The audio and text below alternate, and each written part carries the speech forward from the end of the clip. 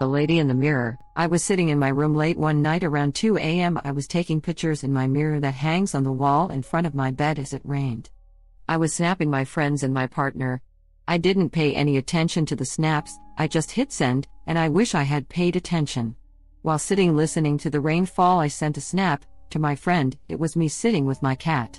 A few minutes later, she opened the snap and sent me a chilling message that read, "Who's the lady behind you?" I quickly turned, looking behind me. I saw no one, so I thought my friend was just joking with me since it was late. "What lady?" "Well," I replied. My friend then saved the snap to her camera and sent it back to me. There was a lady behind me, but it looked photoshopped, so I just played it off as her playing a joke on me. I sent a few more snaps, then another friend asked me the same thing. But my two friends are also friends, so I thought that they talked, and it was just a prank. Then my partner also asked me who the lady was. My partner has no contact with any of my friends, as he does not like them. He thinks they are toxic. So that's when I realized it wasn't a joke. I took a few more pictures in the mirror. Nothing was there, and just as I was about to go to sleep, I sent one more snap TP my partner, and that's when I saw her. Right behind me on the left side of my bed was a woman with black hair, a blue sundress, green eyes, and pale skin. But the worst part was, she was covered in blood, dripping from her neck. She had a slit from left to right under her chin. She looked at the mirror as if she was looking at me. Her expression was chilling. She looked as if she was pleading for help. Just as I turned around to look, I saw her in the corner of my eye, but when I fully turned, she was gone. I slept on the couch that night. At least I tried to. As I was asleep, I dreamed of a house I didn't know, that somehow still felt familiar.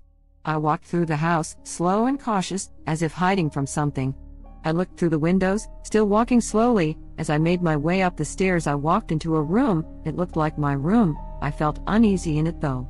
I kept walking till I was at the window. I opened it and looked down. As I saw an unknown man, I quickly closed the window.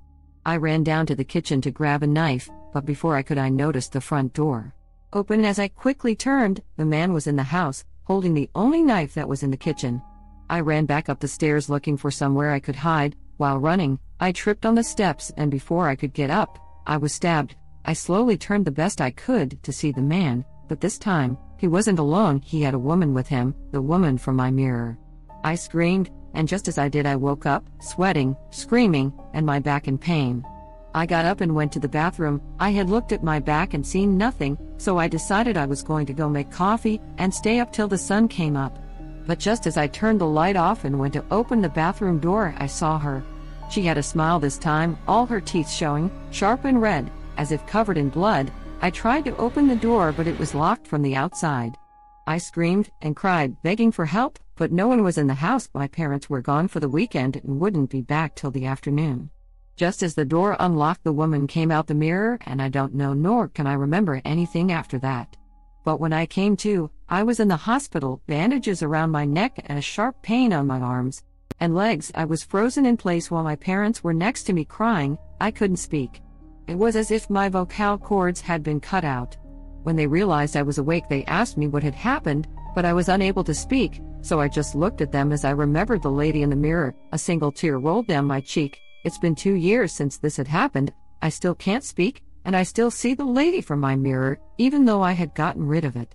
So now all I can do is write. It still haunts me, and I will never be the same.